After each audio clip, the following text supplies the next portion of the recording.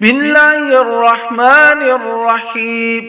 محترم ناظرین، آج ہم سیکھیں گے سورہ ملک کی فضیلت۔ سورہ ملک تبارک الذی بیدہ الملک کثرت سے پڑھا کریں اور اس کو پڑھ کر مرنے والوں کو ثواب بھی پہنچایا کریں، اس لیے کہ حدیث شریف میں آیا ہے تبارک الذی بیدہ الملک کی 30 آیتیں برابر پڑھنے والے آدمی کی اتنی ہی شفاعت کرتی ہیں کہ اس کی مغفرت کر دی جاتی ہے۔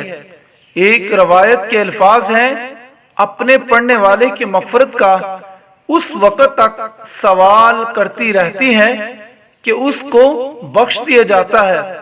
ایک اور حدیث شریف میں آیا ہے کہ رسول اللہ صلی اللہ علیہ وسلم نے فرمایا کہ میرا جی چاہتا ہے کہ یہ سورہ ملک ہر مومن کے دل میں ہو، یعنی ہر مسلمان اس کو ضرور یاد کر لے اور پابندی سے پڑھا کرے۔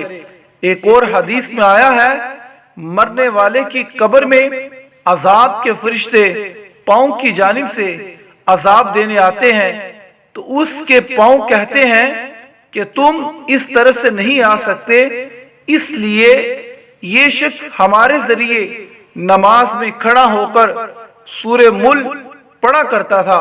پھر سینے، دل کی طرف سے، پیٹ کی جانب سے آتے ہیں، وہ بھی اسی طرح روک دیتے ہیں۔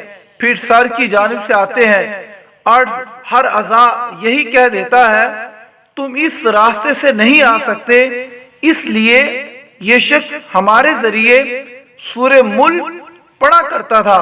پس یہ سورت اللہ کے حکم سے اس کو عذاب قبر سے بچا دیتی ہے، اور یہ سورت یا اس کی یہ فضیلت تو رات میں بھی مذکور ہے۔